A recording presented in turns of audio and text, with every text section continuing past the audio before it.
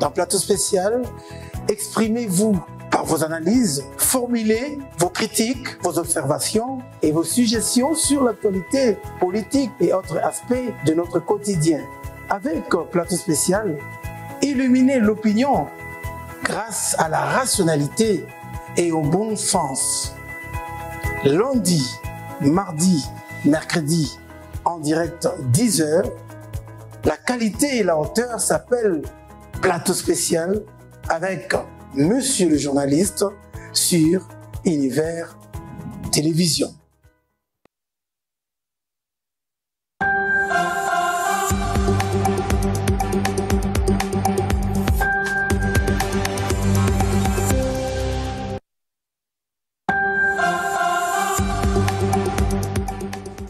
Mon plaisir de vous retrouver, madame, monsieur. Bienvenue à ce nouveau numéro de Plateau Spécial, la qualité et la hauteur chez vous, nos téléspectateurs de haute facture. Merci pour votre attention soutenue. Sur ce plateau, à ma gauche, Marius Moubalama, communicant proche de Denis Mukwege. Marius, bienvenue. Merci, messieurs les journalistes de Kaniki, de l'invitation que vous nous aviez lancée afin de participer au débat républicain sur ce plateau d'Univers Télévision, qui est une chaîne de télévision quand même qui est en train de faire ses preuves dans le pays, et nous vous encourageons dans le professionnalisme dont vous faites toujours preuve. Merci, merci. Et salutations beaucoup aussi à nos téléspectateurs qui seront de nous suivre, ainsi qu'à mon co-débatteur avec qui nous allons parler. Votre co-débatteur, justement, il s'agit de Jagast Djamba, maître Jagast Djamba. Bienvenue. Bonjour monsieur Kaniki, bonjour monsieur Marius, bonjour à tous les Congolais qui nous suivent en ce moment précis. D'entrée de jeu, monsieur Kaniki, je voudrais quand même pas lancer un débat, mais je vais dire lancer une inquiétude que j'ai depuis 2 semaines déjà. Je suis en train de réfléchir sur la question. Ça touche le vécu quotidien de notre population.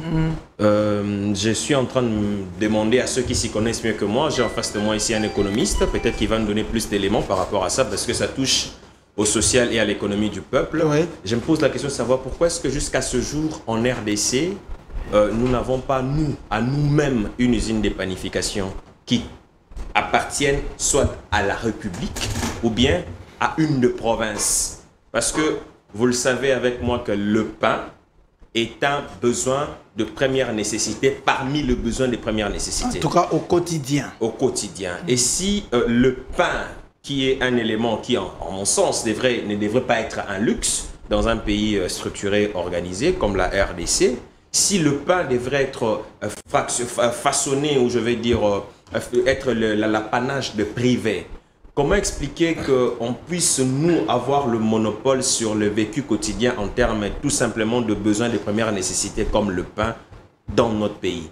Je m'adresse à tous ceux qui sont experts. Les experts en la question, c'est-à-dire les économistes, tous ceux qui sont concernés par la question, de nous dire: je suis en train de mûrir, je ne veux pas encore prendre une position, mais jusque-là, c'est des inquiétudes. Pourquoi est-ce que jusque-là, nous n'avons pas, nous, en RDC, notre propre usine de panification? La question reste donc posée. Quand j'étais enfant, je pensais que Mama Poto appartenait, UPAC appartenait à la RDC. Usine de panification de Kinshasa. Je pensais que ça appartenait même à la ville de Kinshasa.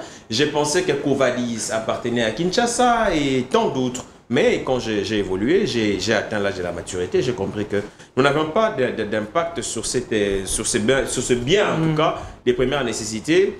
Pourquoi on n'arrive pas à produire? Pourquoi on n'y a pas pensé, peut-être? Pourquoi on n'y a pas pensé?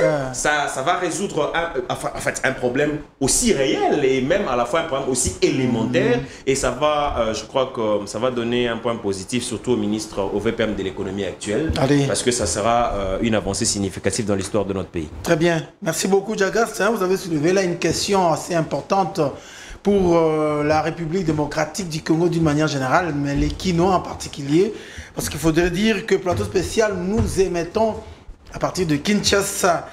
Allez, je reviens sur l'actualité, oui, parce que ça fait débat. Madame, monsieur, c'était à Paris, d'abord, le mercredi 1er mai, dans la soirée, devant la diaspora, que Félix Tshisekedi, président de la RDC, avait été questionné par un public au sujet du changement de la Constitution ou pas, et il est répondu, cette fois-là: ne faites pas de moi un dictateur. cette démarche ne relève pas seulement de mes compétences, mais plutôt de la population à travers ses représentants à l'Assemblée nationale. Mais 2 jours plus tard, vendredi 3 mai, à Bruxelles cette fois-là, toujours devant la diaspora, le président va un peu plus loin. À la même question, il répondra « Je mettrai en place une commission qui réfléchira sereinement sur comment nous doter d'une constitution digne de notre pays. » Allez, on va dire par là que Félix Tshisekedi estimait que cette constitution n'était pas digne de notre pays. Et depuis, le débat est lancé et en dernier lieu, l'IDPS a lancé comme ça, on va dire, la sensibilisation, oui, une campagne de sensibilisation sur les changements de la Constitution. Question, changement de la Constitution, opportun ou pas? Pourquoi ne pas simplement amender ceux qui veulent du changement? Quels sont les arguments? Et ceux qui n'en veulent pas, pourquoi ne le veulent-ils pas? On en parle sur ce plateau spécial avec notamment Jagas Jamba, Marius Moubalama et Sena Konga qui vient de nous rejoindre. Bienvenue. Merci M. Kaniki pour l'invitation. Je profite de votre micro, juste 30 secondes, pour interpeller les autorités par rapport à la route. Ça, je le répète encore. La route qui mène vers l'UPEN. C'est Lemba où vous allez prison, Bumbu, c'est Lemba où la route 24, 24, oui. Catastrophique, la population souffre, je vous dis, tous les jours il y a un embouteillage terrible puisque la route est devenue pratiquement impraticable. Et donc c'est très dangereux. Il faut aider cette population-là, de Selembao, Bumbu, Bandalungwa et consorts. C'est vraiment une route principale. Et deuxièmement, je vais porter votre micro pour vous féliciter et vous dire que cette émission est vraiment suivie. Merci. Très suivie, parce qu'il y a même des gens qui sortent des télés. Il y a une fille qui m'a même pris une photo, qui met la télé pour que les gens suivent, et qui fête même son anniversaire aujourd'hui.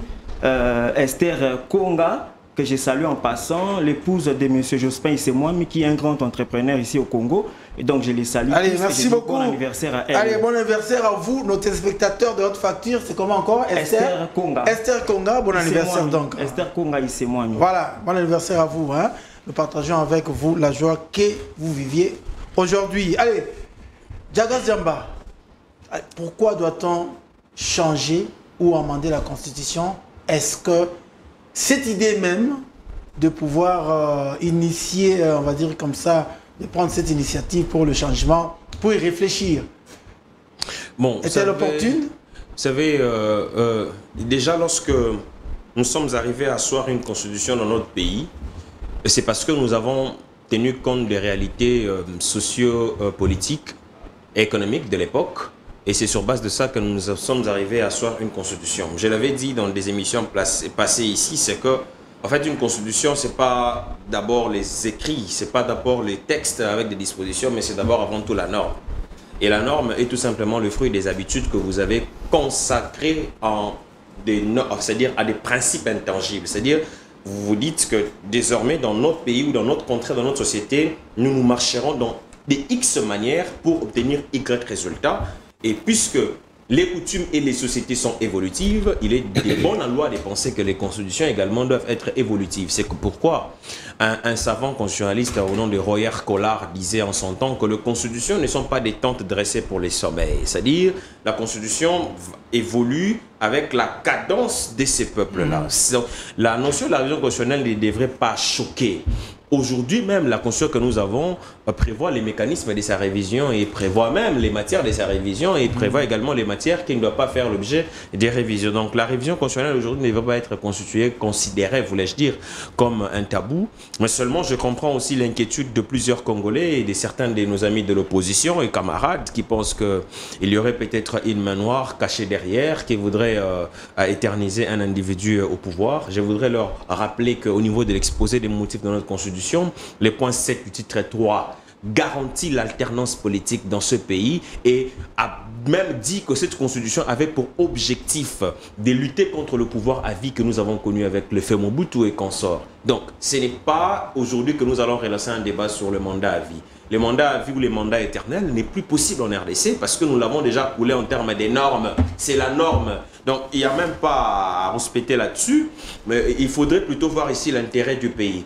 Est-ce que lorsque nous regardons notre constitution, y a-t-il pas de matière aujourd'hui qui, au regard des enjeux actuels ou au regard de nos réalités, ne s'avère pas être désuète, ne s'avère pas être pratiquement inefficace au regard de l'actualité? Ouais, pour ça, ils répondent tout de suite, ces révisions, il n'y a pas de problème. C'est ça, en fait. Mais changement, c'est là que les débats s'invitent. Non, le changement, en fait, d'une constitution relève du pouvoir qui a institué la constitution, c'est-à-dire le pouvoir constituant, le peuple.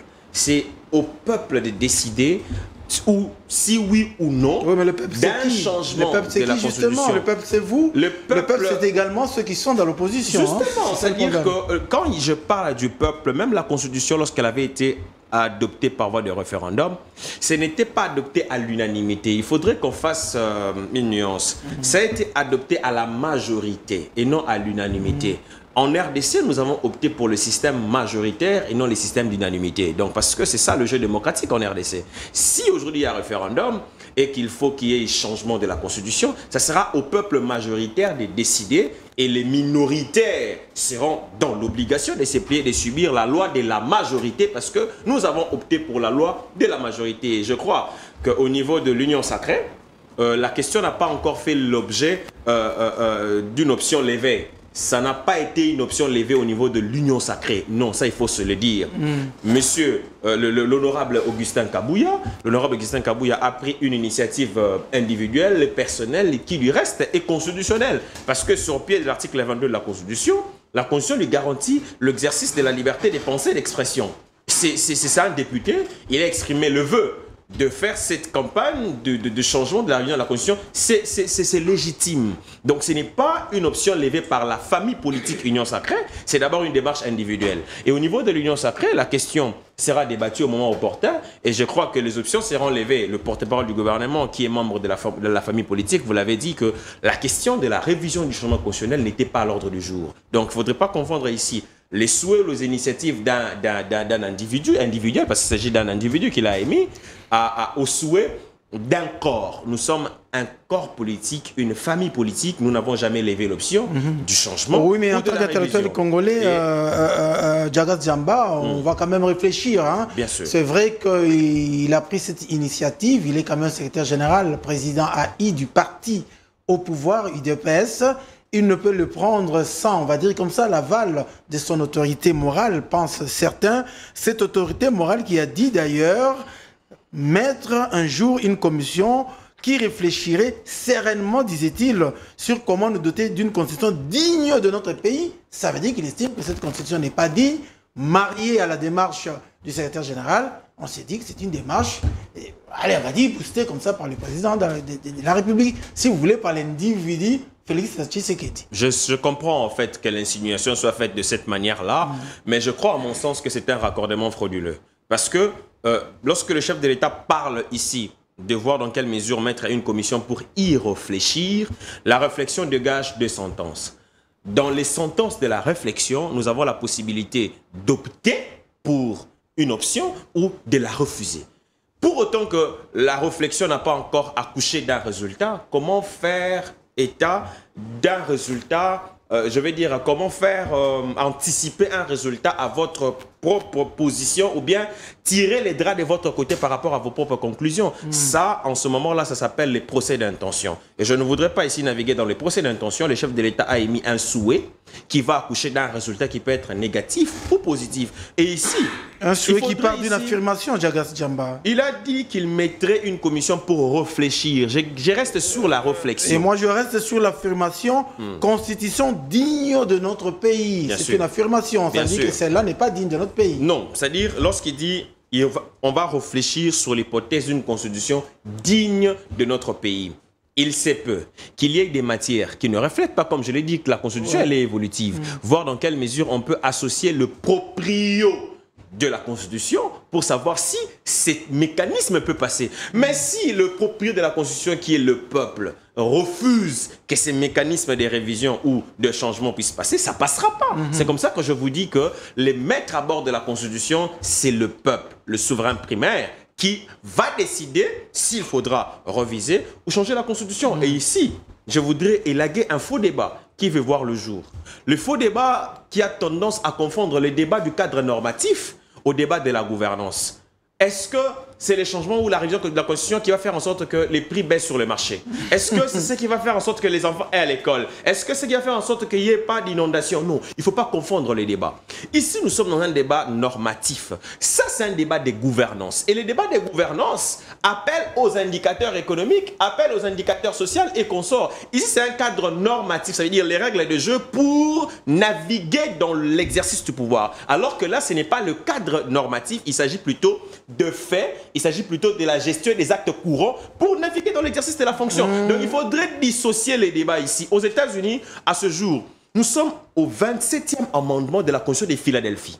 Vous imaginez, 27e amendement. Est-ce qu'aux États-Unis, n'y a-t-il pas de problème? Il y a de problèmes, même si ce n'est pas à la hauteur de la RDC, mais il y a des problèmes. Mais est-ce que ce sont ces problèmes qui ont empêché qu'on aille des amendements aux amendements? Il ne faudrait pas ici associer les débats, il faut dissocier les débats. Le débat, il est normatif, il n'est pas un débat de gouvernance. Allez, débat de gouvernance qui est le résultat des règles normatives. Il ne faut pas non plus l'oublier. Il n'y a pas de souci. Allez, on va prendre comme ça Marius Moubalama pour... Allez, j'allais dire, Djaga Diamba n'est pas contre la révision constitutionnelle. La question que je vous pose, c'est pour ou contre la révision ou alors le changement de la Constitution. Pourquoi? Merci beaucoup pour la question, mais avant de répondre à cette question, permettez-moi d'abord de revenir sur la question très importante qu'a soulevée Maître Djagas ici. Laquelle? Par rapport au social des Congolais. La question... Oui, mais le social, nous allons y arriver. Pardon, s'il vous plaît, je voudrais y aller vite. On va arriver au social, c'est au deuxième point. La question de panification qu'il a soulevée. Ah, ok, d'accord. Ça, le pain, c'est déjà un produit fini. Qu'en est-il de la production de farine, de fromage ici dans notre pays? Vous savez qu'il y a une entreprise, je dis bien une entreprise, qui aurait le monopole de farine de fromage dans tout le pays, Et ça, c'est déjà un problème. Si une société peut avoir, n'est-ce pas, le monopole, et cette même société, à l'époque, je crois dans les années 1992, avait menacé le gouvernement à ne pas livrer les farines de fromage à Kinshasa. Et cela a eu comme conséquence les soulèvements populaires.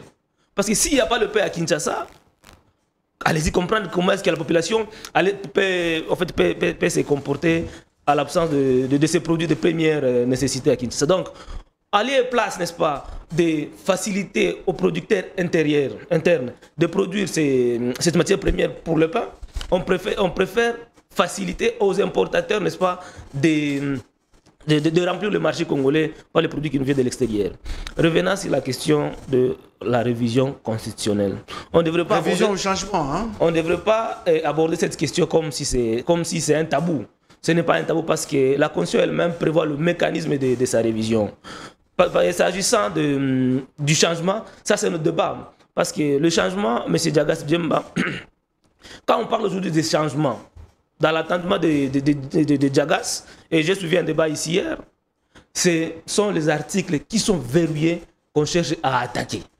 Ouais, les articles verrouillés qu'on cherche à attaquer. Oh, ces articles verrouillés-là, ce ne sont pas les articles qui bloquent nécessairement ceux qui nous gouvernent aujourd'hui à répondre aux aspirations de la population. Mais là, on parle de l'opportunité, justement. C'est ça. Ouais. En fait, l'opportunité n'y est pas. Vous voyez? L'opportunité n'y est pas. Et donc, moi, je reviens toujours à ce que le chef de l'État nous a toujours promis.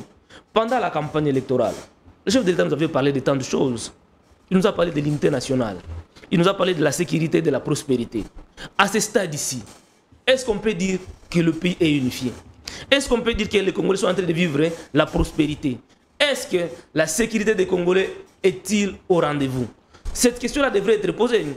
Amener les chefs de l'État dans cette logique de révision de la Constitution, c'est l'amener dans des distractions qui risquent, n'est-ce pas, de les dévier dans ces missions régaliennes, beaucoup plus celui de relever le niveau de vie des Congolais. Vous savez qu'au pays, M. Kanik, il y a beaucoup de problèmes aujourd'hui. Et la révision de la Constitution ne va apporter aucune réponse, aucune solution aux problèmes que nous avons. Au contraire, ça risque encore d'envenimer les problèmes que nous avons. Ceux qui sont en train d'agresser le pays aujourd'hui risquent de prendre ça comme motif, n'est-ce pas, d'agression. Ouais. Aujourd'hui, ceux qui chantent aujourd'hui de la révision du changement, ils sont en train d'évoquer certaines dispositions de la Constitution qui, selon eux, ne correspondent pas aux réalités actuelles.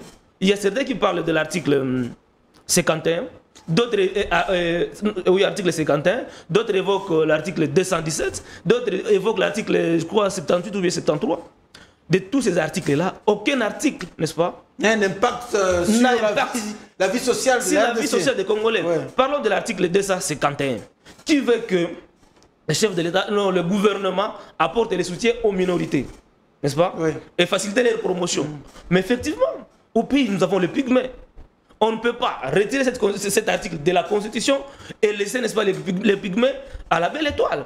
Le gouvernement congolais a intérêt de protéger les pygmées et faciliter leur promotion, et tant d'autres minorités comme les albinos qui existent dans notre pays. Et cet article-là... pas de minorités ethniques, hein, s'il vous plaît. Je parle des pygmées ici, qui existent. Exempter les albinos, parce que c'est pas une minorité ethnique. Que le gouvernement doit protéger. Ouais. Parlant de l'article 217, qui veut que l'État congolais puisse abandonner partiellement, n'est-ce pas, sa souveraineté pour faciliter la promotion de l'unité africaine. L'origine de cet article nous vient d'où? Cet article nous vient de la charte de l'unité africaine, qui avait demandé aux pays membres, aux signataires, n'est-ce pas, de cette charte-là, d'accepter d'abandonner une portion de leur, n'est-ce pas, souveraineté, afin de faciliter la promotion de l'unité africaine. Parlant de... Oui, mais sur ce point-là, vous allez parler. Parlant de la souveraineté. Sur ce point-là, j'ai reçu plusieurs... Vous allez parler de la souveraineté. Parlant de ce point-là, j'ai suivi plus d'une personne qui dit aucune autre constitution en Afrique ne répond à cette monsieur le journaliste, je peux vous donner quelques articles de certaines constitutions. Prenez la constitution du Sénégal. À son article 96, ça dispose la même chose. Prenez la constitution du Mali, à son article 117, dispose de la même chose. Notre constitution aussi dispose de la même chose. Okay. Mais ce n'est pas du nouveau. Quand vous allez à l'article 214 de notre constitution, c'est un garde-fou à cet article ici, qui demande à ce que le chef de l'État ne puisse pas signer des accords allant dans le sens d'abandonner une portion du territoire sans consulter la population. Donc on doit aller au référendum. Au-delà de ça, quand on parle de la souveraineté, nous sommes figés sur le territoire. Et pourtant, il y a plusieurs questions qui entourent cette souveraineté-là. La question de monnaie, c'est une question de souveraineté. Aujourd'hui, l'unité africaine, parce que nous faisons partie de l'unité africaine, peut décider à ce que nous ayons une monnaie commune. Ça veut dire que le gouvernement congolais va accepter d'abandonner la politique monétaire congolaise, la monnaie congolaise dans les francs congolais, et adopter la monnaie de l'unité africaine, à l'image de l'Union africaine. Ouais. Non, à l'image de l'euro, par exemple. Ouais. Tous les pays de l'euro avaient une monnaie. Il y avait le franc belge, il y avait le franc français, mais ils ont accepté d'abandonner leur propre monnaie pour adopter l'euro. Oui, mais une question se pose quand même. Une question se pose quand même. Hein? Il a dit tantôt, la constitution, c'est par rapport aux faits que vit le pays. Hein? Est-ce que cet article-là, notamment par rapport à notre situation congolaise, est-ce qu'elle vous présente abandonner la souveraineté? Cet article, quand on parle de la souveraineté, nous faisons allusion, n'est-ce pas, au territoire. Nous avions déjà abandonné notre souveraineté. Quand nous avions fait appel au contingent de l'EAC, parce que l'armée c'est une question de souveraineté. Nous avions laissé l'EAC sécuriser nos populations. Nous on s'était retirés. Oui, ça c'était une question de souveraineté. Quand nous parlons, quand vous parlez de quoi encore pour être beaucoup plus précis, quand vous parlez de... il y a l'élément, mais ça va venir. Donc, cette souveraineté a plusieurs dimensions. Et donc, cette constitution, cet article organise notre appartenance, n'est-ce pas, dans les organisations régionales et sous-régionales. Ouais. Donc, cet article-ci n'empêche à rien à ce que... Et donc, en retirant cet article-ci de la constitution aussi, ça nous amène à quitter les organisations régionales et sous-régionales. Et pourtant, aujourd'hui, le monde est devenu un village planétaire. Aucun pays ne peut naviguer seul, aucun pays ne peut pas vivre en vase clos. Ouais. Donc, Ça, ce sont des arbres qui cachent la forêt. La réalité est ailleurs. Ailleurs où? Ailleurs, c'est dans l'article 220. On veut faire sauter le verrou de l'article 220 parce qu'en suivant la communication du secrétaire général de l'UDPS, qu'est-ce qu'il avait dit? Il avait dit que le 5 ans était suffisant au chef de l'État, n'est-ce pas, de répondre aux aspirations de la population. Mais c'est faux. Et alors, question avant de donner la parole à Sénat Conga. Donc, vous n'êtes ni pour la révision, ni pour le changement. Vous estimez qu'avec cette constitution, la constitution que nous avons, elle est complète. Le bémol, c'est à quel niveau? Le bémol est que ceux qui nous gouvernent aujourd'hui n'arrivent pas à respecter cette constitution-là. C'est ceux qui nous gouvernent qui ont institué l'état de siège. Or, à l'article 219, on nous dit que la révision de la constitution ne peut pas intervenir au moment, n'est-ce pas, de l'état de siège. On ne vous a pas dit non plus que ça se fera bientôt. Et pourtant, on nous avait dit que l'état de siège sera élagué si au moins ça produirait le résultat. Mais est-ce qu'aujourd'hui on peut dire que non, l'état de siège a produit le résultat? Et non. Et donc, amener le chef de l'État, si dans ce débat-là, c'est l'amener loin de ses objectifs. Ce que nous attendons de lui, c'est la paix. Vous aurez un deuxième tour de table, ne vous en faites pas. Allez, on va donner la parole à Sénat Conga, qui a eu la chance d'ailleurs d'écouter deux débatteurs avant lui.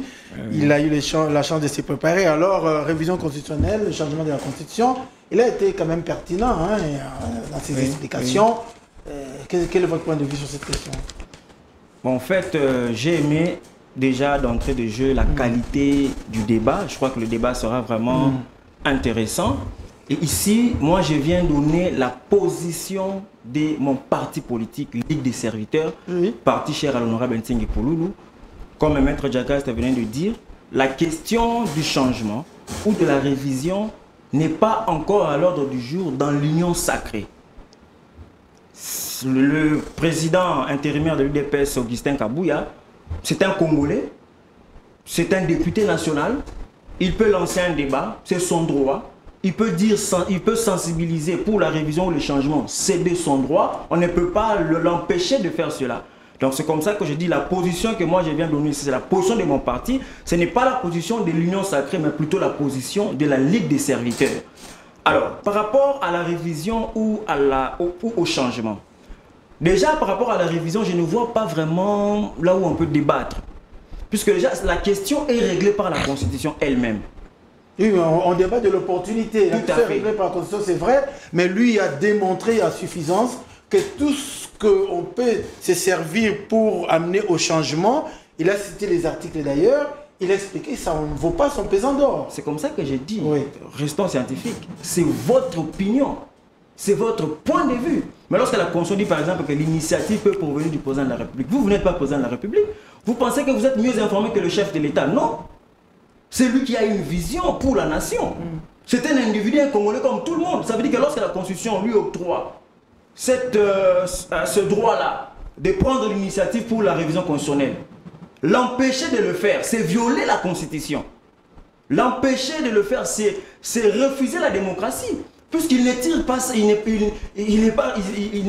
n'est pas qu'il s'est réveillé un matin et dit « j'ai révisé la Constitution de moi ». Non. C'est une compétence que la Constitution lui a conférée. En matière publique, en droit public, la compétence est d'attribution. Le chef de l'État peut prendre l'initiative de réviser la Constitution. Vous ne pouvez pas réfléchir à sa place. Puisque l'initiative peut provenir de lui, et donc je crois que là-bas aussi il n'y a pas de débat. Les gens qui disent que non, tel article on ne peut pas réviser, tout, mais vous n'êtes pas le chef de l'État.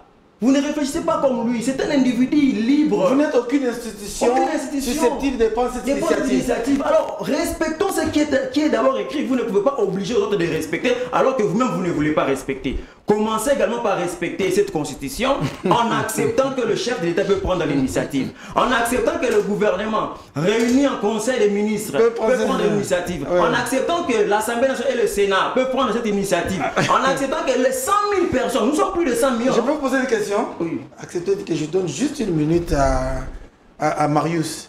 Est-ce que vous acceptez quand même que vous ne faites pas partie de ce que la Constitution a donné les droits de prendre cette initiative? Non, c'est au chef de l'État. C'est faux. Il fait partie. Mais dans le 100 000. Dans les 100 000. Oui, mais vous acceptez quand même que nous parlons ici de l'opportunité. C'est oui, mais l'opportunité. C'est au chef de l'État de voir. Donc ils doivent commencer par respecter la Constitution. Parce qu'il y a l'article 219. Non, répondez à ma question, c'est juste une minute. Vous parlez de l'opportunité. La Constitution dit que c'est le président qui peut prendre l'initiative, notamment. Donc le président peut voir l'opportunité et prendre l'initiative sans passer nécessairement par vous. Pas pendant l'état de siège. Pas pendant la période de guerre. Vous êtes sans oublier que nous sommes dans l'état de siège. C'est ce que je peux qualifier de non-objet. Pourquoi? Parce que le président de la République, lorsqu'il prendra l'initiative, ou soit le gouvernement, ainsi de suite, on va lever l'état de siège. Non, je ne comprends pas les Congolais qui disent que pendant l'état de siège, on ne peut pas réviser. C'est aberrant. On peut le réviser. J'ai terminé. On peut le réviser. Ça veut dire qu'en 15 jours, le Parlement peut se réunir, on lève l'état de siège. C'est fini, on révise la Constitution. Donc, c'est une question qu'on ne peut même pas débattre sur ça. Parce que la condition, c'est qu'on ne peut pas réviser pendant l'état de siège. Cela veut dire, si l'état de siège est levé, on peut réviser. Nous sommes d'accord. Levé pour quel résultat? Parce que le chef d'État lui-même avait dit que non, l'état de siège sera levé si ça produit le résultat. On y reviendra. Attendez, je suis en train de réfléchir. C'est comme ça que j'ai dit. Ce n'est pas non plus à vous de voir les résultats qu'a donné l'état de siège. C'est toujours en prenant. C'est lui qui a demandé cet état de siège-là. C'est à lui de constater qu'en tout cas, il y a quand même des avancées et je demande que l'on puisse lever. Et si vous ne savez pas, même le Parlement peut lever de lui-même l'état de siège sans l'approbation du gouvernement. Ça veut dire les députés et les autres peuvent se réunir en disant que non, cette fois-ci, on n'autorise pas. On lève l'état de siège. Donc l'état de siège peut être levé à tout moment. C'est soit au président de la République de constater qu'en tout cas il y a un résultat et je ne demande plus la prorogation, soit le Parlement constate que l'état de siège, il y a quand même des résultats ou ça ne produit pas vraiment des résultats et encore quand le gouvernement viendra demander la prorogation, l'Assemblée refusait cela. Donc l'état de siège, la question de l'état de siège peut être levée à tout moment. Et donc dans les fonds, il ne faut même pas débattre sur ça. C'est comme ça que je vous ai dit. Ni par rapport à l'initiative, parce que le chef de l'État, c'est à lui d'apprécier s'il y a opportunité ou pas. Ce n'est pas vous, dans des plateaux de télévision, pour dire que non, il n'y a pas opportunité, alors que c'est à lui d'apprécier s'il y a opportunité ou pas. Ou le Parlement, ainsi de suite, le gouvernement, ainsi de suite. Dans cette question, on doit d'abord se mettre d'accord sur ce point. Tout à fait. Alors, je veux dire l'article 220 de la Constitution, qui dit qu'il y a des matières à ne pas toucher. Les matières à ne pas réviser. La forme républicaine de l'État, du principe du suffrage universel, de la forme représentative du gouvernement notamment. Vous comprenez? Par exemple, le principe universel, le suffrage universel. Parce que pour élire le président de la République, c'est le peuple qui vote, par exemple. Oui. Alors, on ne peut pas modifier, peut-être réviser la Constitution pour donner le droit de vote aux députés, par exemple. Oui. Là, on ne changerait pas le suffrage universel. Et donc, ces questions ici, puisqu'elles sont verrouillées, cela veut dire que d'autres dispositions ne le sont pas. Donc, on peut réviser les autres. Donc, ça veut dire la question de la révision ou pas, ce n'est même pas un débat. Il faut plutôt débattre sur le fond de cette révision. Exactement. Alors, le débat doit tourner sur l'article 220, carrément. Sur l'article 220. Ouais. Alors, je vous dis ceci. Ne soyons pas quand même, je ne sais pas comment je peux le dire. On vous dit que nous allons réviser. Mais vous vous dites que non, quand il va réviser, tu sais qu'il va avoir un troisième mandat. Mais la Constitution a déjà verrouillé cette disposition. C'est comme ça que j'ai rejoint Maître Djaga Djamba. Quand tu dis que la Constitution n'est pas le texte, les écrits, c'est l'esprit. Il y a dans certaines constitutions dont on n'a pas verrouillé dans des dispositions comme ça des matières.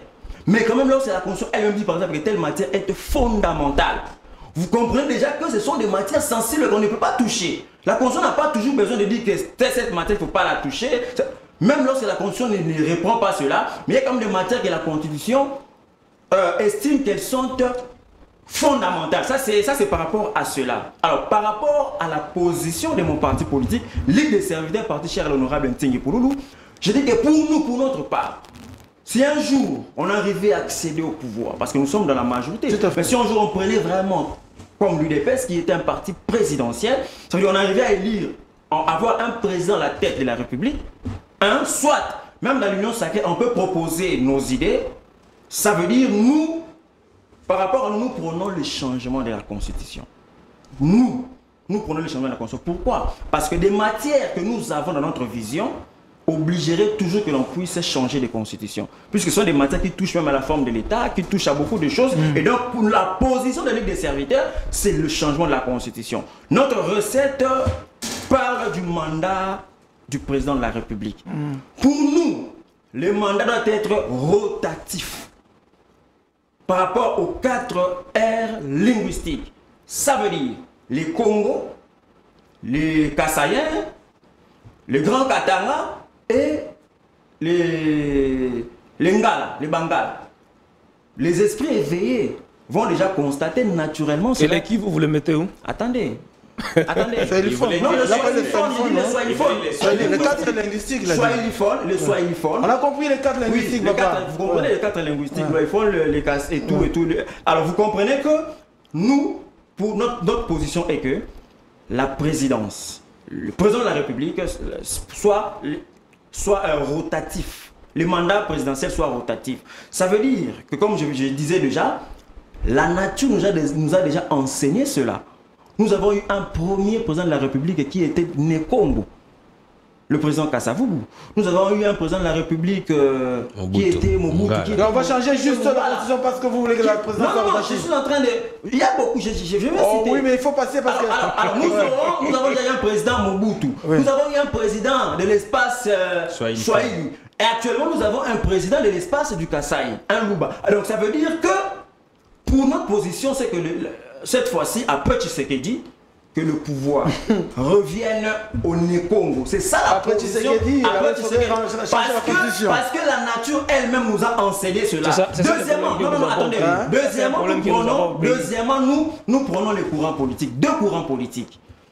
Le déiste et les humanistes. Je vous en prie, lui il n'a pas tort non plus. Tout ce que vous dites là ne va pas occasionner la bonne gouvernance, la bonne gestion, etc. C'est là où il parle de l'opportunité. S'il faut changer juste parce qu'il faut rotative et tout ça. Non, c'est-à-dire quoi? C'est ça sa préoccupation. Quoi? La Constitution, c'est même l'âme de la nation. La Constitution, comme toute autre loi, quand même elle est fondamentale. La Constitution est appelée aussi à évoluer comme toute autre loi. La loi, pourquoi on révise les lois? C'est une œuvre humaine que lorsqu'on voit que ça ne corrobore pas avec la situation actuelle de notre vouloir, on peut la changer. Je vous donne un exemple. Le président de la République qui bat campagne sur toute l'étendue du territoire national, il est élu sur base d'un programme. Une personne qui est élue sur base d'un programme, on l'élu, mais la Constitution vous dit que celui qui conduit la politique du gouvernement, c'est le Premier ministre. Et le Premier ministre est issu de la majorité présidentielle. Nous avons vu ici déjà le FCC avoir une majorité et que le président était obligé de nommer un Premier ministre au sein du FCC. Ça produit ce que ça produit et le chef de l'État se disait bloqué. Pourquoi? Parce que c'est-à-dire que moi j'ai mis ma crédibilité en danger, mais lorsqu'il faut gérer, c'est ceux-là qui ont la majorité qui gèrent. Et lorsqu'il le courant part par exemple, pour résoudre cela, il s'agit de la révision ou du changement? Pour résoudre cette question-là. Pour résoudre cette question, il s'agit de la révision. De la révision également. La révision, on n'en discute pas. De la révision, c'est comme ça que je vous dis. Ouais. Que ce soit le changement ou pas, moi j'ai déjà parlé du changement et je vous dis notre position pour mon parti politique. Les questions qu'on va intégrer, cela demandera du changement. C'est comme ça que je vais chuter par ici en disant que pour nous, la Ligue des serviteurs, pour être président de la République, il faut être un Congolais de père et de mère. Mais ça c'est la révision, revenez à la révision. Revenez à la révision. C'est là qu'on nous devons être précis. Je vous en prie, Sénat Conga. Nous nous sommes convenus d'ailleurs, nous tous ici, nous avons dit, pour la révision, la Constitution elle-même prévoit. Donc là, il n'y a pas de débat.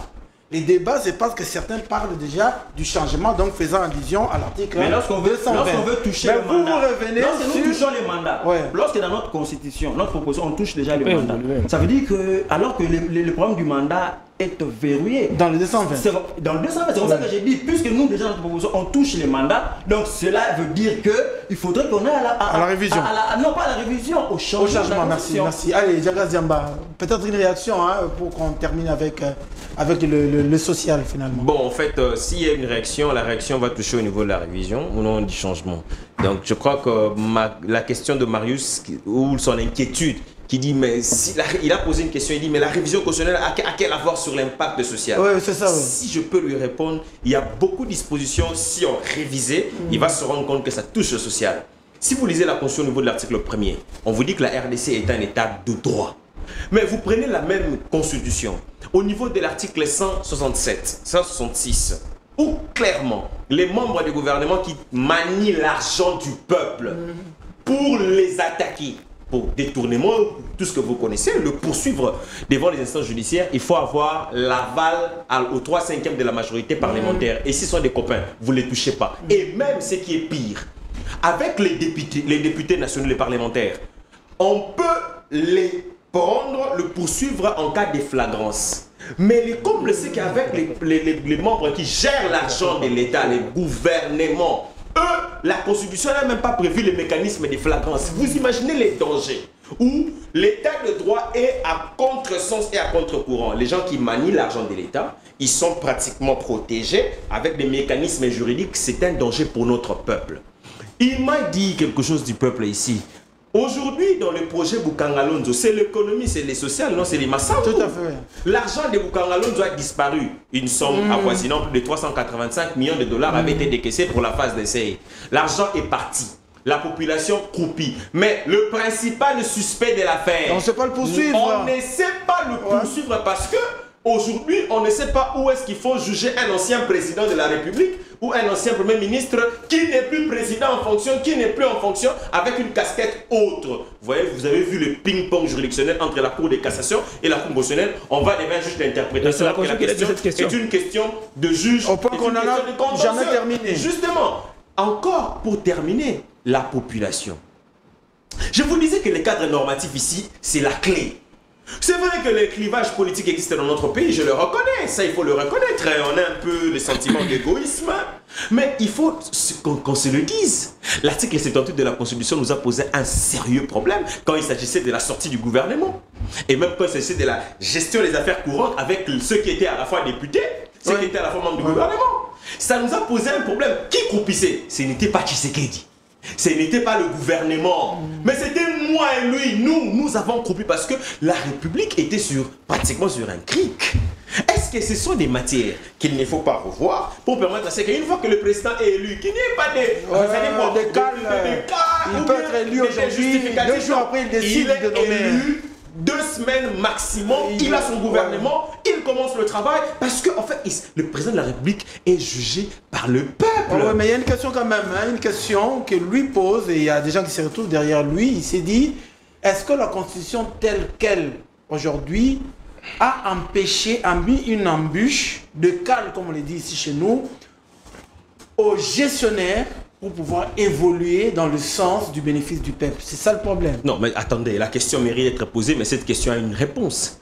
Est-ce que lorsque les débats sur la révision constitutionnelle a vu le jour dans nos plateaux de télévision ou bien sur la scène publique, la République a arrêté de tourner? La République bouge. Le travail continue, les efforts. Enfin, le gouvernement ne ménage aucun effort pour résoudre le problème de la population. C'est tous les jours que le gouvernement se déploie dans tous les sens. Alors, chacun par rapport à son secteur. C'est par là même que lui ne voit pas l'opportunité. Ça ne veut pas dire ici que parce qu'on évoque la question du cadre normatif, qu'on a stoppé, on a croisé les bras. Citez-moi un seul membre du gouvernement que vous connaissez qui a croisé les bras, qui ne travaille pas en attendant qu'on soit fixé sur la révision. Ça n'existe pas. Le travail continue, la République tourne. Mais entre-temps, pendant que la République tourne, nous avons connu des problèmes normatifs. Pendant que nous gérons la gouvernance, nous réglons les problèmes normatifs. Pourquoi? La République fonctionne sur base d'un principe, le principe de la continuité de l'État. Les problèmes que Tshisekedi connaît aujourd'hui, s'il ne les règle pas pour les générations futures, ces problèmes continueront de gangréner les générations futures et nous allons sacrifier notre peuple. Et je suis même d'accord qu'on parle aujourd'hui même au début du mandat de la révision. Parce que si on commence à parler de la révision à la fin du mandat, il y aura ce qu'on appelle en droit, la question serait intervenue une tempori suspecte, ça veut dire dans un temps suspect, comme c'était le cas avec Kabila, où on est allé chercher un arrêt bâtard, un arrêt bidon, vidé dans tous les sens juridiques, pour interpréter l'article 70 alinéa 2, octroyant ainsi les mandats continuels à Kabila. C'est maintenant le moment où on y pense. On règle la question pour qu'à la fin du mandat de Tshisekedi, qu'on n'en parle plus, pour que ça ne prête pas à confusion. Il faut qu'on se le dise. D'accord, cette fois-là? Non, je ne suis pas d'accord. Il a parlé de l'article 78. Mais qui a vu l'article 78? Qui a permis à ce qu'on ait des députés qui sont à l'Assemblée nationale et qui sont encore membres du gouvernement? Vous et moi sur le plateau, nous avions des pieds de situation. Il dit qu'il n'a pas compris. Laissez-le. On voudrait le comprendre. S'il vous plaît, il n'a pas compris. Ce n'est pas la Constitution que je voulais comprendre. Quel article 78? Vous avez là déjà un temps d'un mois pour avoir ne serait-ce qu'un informateur pour identifier la majorité parlementaire. Ensuite, vous avez encore un mois encore pour avoir un formateur du gouvernement. Mais ces 2 mois-là, si nous avons la possibilité de réécrire l'article 78, de faire sauter les verrous de l'informateur, nous allons gagner en temps parce que notre peuple n'a pas besoin des discours ou des clivages politiques, il a besoin du travail. Vous savez, le pouvoir de Tshisekedi, par rapport au pouvoir de Kabila, M. Tshisekedi a eu plus de députés que Kabila n'a jamais eu. D'ailleurs, pour ce gouvernement ici, le président de la République n'avait pas besoin de nommer un informateur parce qu'il avait déjà la majorité. C'est faux. Voilà, il ne comprend pas. Il avait déjà la majorité. Faux. Donc, ici, la majorité se constate. Vous savez, messieurs les journalistes, le problème ici, il cherche à ce que nous puissions passer du régime semi-présidentiel au régime présidentiel. Or, nous connaissons tous les limites, parce que nous avions déjà vécu le régime présidentiel, c'est avec Mobutu. Les limites auxquelles il a été confronté. Parce que ce régime-là viendra tuer la démocratie, parce que nous aspirons tous aux démocraties. Et je regrette que ce soit aujourd'hui Jagas Djamba qui soit le chantre, n'est-ce pas, de la révision et du changement de constitution. Parce que lui, Jagas Djamba, il a fait la promotion de la Constitution lors du référendum de 2006. Oui, mais ça n'interdit pas non plus de vouloir évoluer. Non, ça veut dire que rien. Je ne suis pas le promoteur du changement. Je vous parle je conseille à mon frère ici en face de moi. Révision. Je conseille à mon frère ici en face de moi. Vous êtes jeune, avec plein de Maître Konga, de quitter le parti tribal. Si Joseph Kasavubu était président, il ne représentait pas les Congo parce qu'il a été voté à l'Assemblée nationale par les députés venus de tous les pays. Ok, président Mobutu, il n'a pas été représentant de l'espace Lingala-Fond. Il a été président de la République, il a été accepté par tous les Congolais. Aujourd'hui, nous avons Tshisekedi au pouvoir. Il n'est pas président des Kassaïens. Il n'a pas été élu par le Kassaïen. Il est président des Congolais. C'est ce que vous venez d'apporter, si comme, je ne sais pas moi, votre idée à l'union sacrée, je vous conseille de ne pas proposer ça. Ah, très bien. Moi, je vous garde, vous gardez la parole. Vous gardez la parole. Hein, je reviendrai d'abord, vous gardez la parole. Alors, vous ne voulez pas, malgré les explications qu'ils ont données tous les deux, vous ne voulez ni de la révision ni du changement. Alors, ma question est celle de savoir, quand est-ce que viendra cette opportunité? Quand est-ce que vous verrez le moment de pouvoir réviser la Constitution ou de la changer? Parce que vous n'allez pas nier qu'il y a quand même des articles qu'il faut faire évoluer. Une belle question. Aujourd'hui, le pays est confronté à beaucoup de défis. Maître Diagas le sait. Nos populations ont été victimes de crimes, de viols, violations des droits de l'homme à l'est et comme dans le pays. Il y a le rapport Waping qui est là, qui devrait être une préoccupation majeure du chef de l'État, afin que nous puissions avoir le tribunal pénal international pour que les crimes soient jugés et condamnés.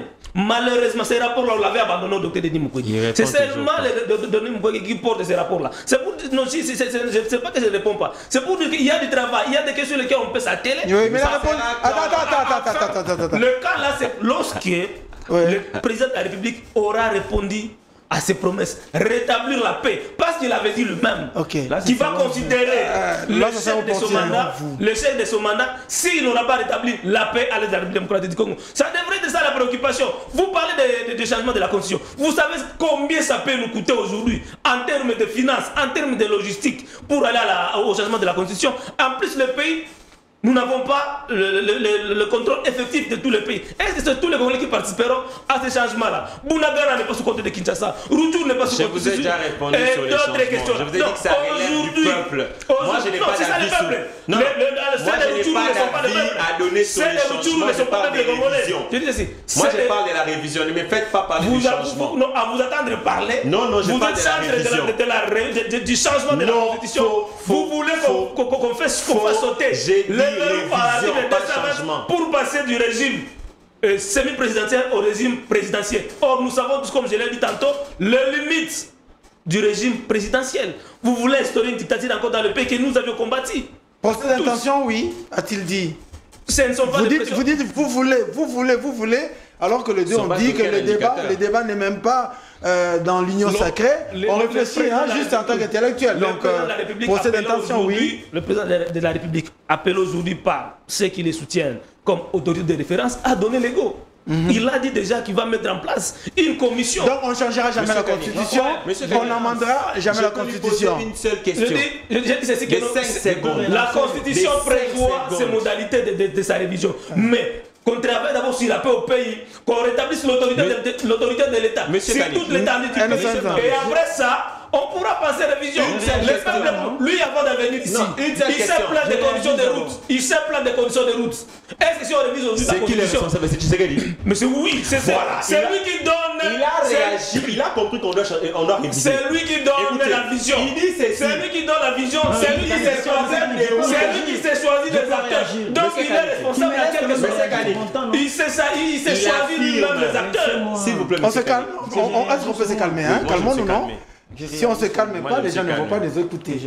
Il a réagi en disant c'est Tshisekedi alors qu'il devait dire c'est Souminois. J'ai compris, allez, réagissez. C'est comme ça que... Attendez. J'ai conclu, Comme je venais de le dire tantôt, si vous prenez la Constitution, vous comprendrez que dans la Constitution, lorsqu'on parle de l'exécutif, il s'agit du président de la République et du gouvernement. Mais lorsqu'on parle de la gestion de la République, la gestion de la nation, c'est le gouvernement. Donc en droit congolais, le président de la République règne, mais ne gère pas. C'est le Premier ministre qui gère. Voilà pourquoi je voulais dire ceci. Pourquoi changement? Parce que dans l'esprit des Congolais, pour eux, les Congolais veulent que le président gère. Mais il a montré ça. C'est comme ça que vous allez voir. Il a dit que les problèmes c'est Tshisekedi alors que c'est un homme du gouvernement. Il pense que j'ai réagi. Mais c'est pas que c'est ça la Constitution. C'est comme ça que les gars de bon fonctionnement. Nous sommes dans un règne semi-présidentiel. C'est comme ça que vous allez voir. Le courant, il peut y avoir coupé d'électricité, il n'y a pas d'eau. Tshisekedi. Donc, comme vous voulez les responsabiliser, acceptez maintenant que ce soit officiel. Moi, je l'ai suivi très bien. Il a dit, résolvons d'abord le problème social que nous avons. Ensuite viendra le changement de la Constitution. Je ne voulais pas que ce que monsieur Marius a lancé reste dans la tête des Congolais. On termine. Je suis responsable de ce que j'ai dit et non de ce que vous comprenez. Vous parlez de quoi? Quand j'ai dit que nous avons proposé 4 aires linguistiques, cela veut dire quoi? Ce n'est pas que cette fois-ci c'est seulement les Néo-Congolais qui vont voter, non. Cela renforce même l'unité nationale et combat le tribalisme. Pourquoi? Parce que nous aurons un président. Nous aurons un président. Écoutez, un candidat président né Congo qui sera voté par tous les Congolais, même les Swahiliphones, même les. Mais c'est déjà le cas, c'est Donc c'est ça. Il a reconnu en fait que la Constitution, la Constitution, en fait, c'est ce qu'il pense. Il pense à un Tshisekedi fort, mais il ne se rend pas compte que les textes avec sa pensée ne se marient pas. Il faut maintenant marier. Merci Marius. Il s'est choisi seul. Il ne se rend pas compte. Laissez-lui. Merci. Il est responsable parce qu'il est le garant de la nation. Point final. Le garant des bons fonctionnements de la aujourd'hui. C'est le chef de l'État. Constitution. Prochain rendez-vous c'est quand? Allez, prochain rendez-vous c'est mercredi. Mercredi, on est mercredi aujourd'hui. Mercredi. Alors on prend mercredi tous les trois. Vous êtes d'accord? Mercredi tous les trois. Allez, mercredi en direct 10h. Allez, je termine. Mercredi à 10h. D'ici là, restez bénis du programme d'Univers Télévision. Révision de la Constitution ou pas, bon, vous avez suivi. Dans le deux cas, en tout cas, le gouvernement doit travailler au bénéfice de la population. C'est ça le vœu de Marius Moubalama. Allez, restez bénis du programme d'Univers Télévision et à bientôt.